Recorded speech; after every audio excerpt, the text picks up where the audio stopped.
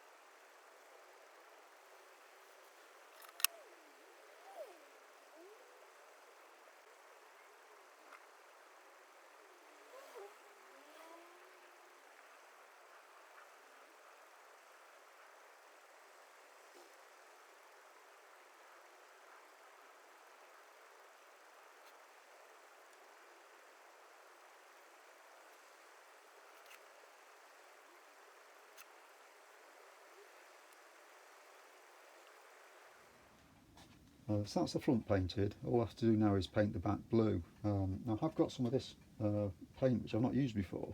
It's an oil paint, but you mix it with water, which doesn't make a lot of sense to me. I've got a blue and a black, so I'll mix them together to try and get the right shade, and I'll try that.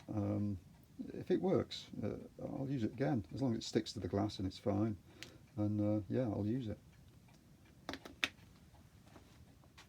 I popped it in the case to see what it looked like, and I think it needs a bit more this side because it's not quite balanced, so I'll add some more around there and see what it looks like.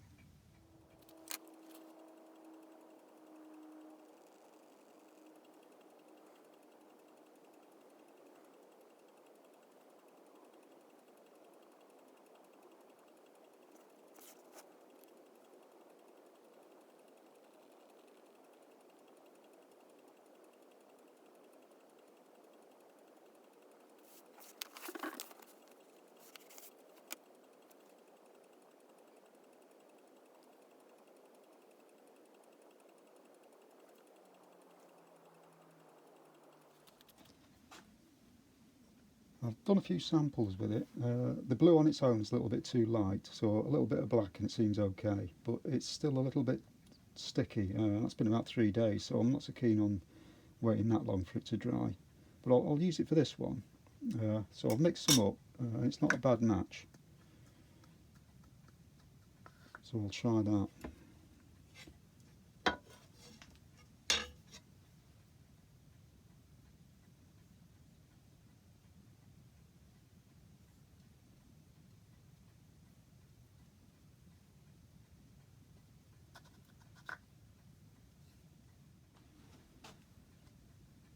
Well, it covers quite well on one coat. That's not too bad. I'll let that dry and see what it's like. So that's it finished now and in the case. I think the lines could be a little bit finer. The blue's nice. It would look better if it was distressed, but this one needs to be left like this.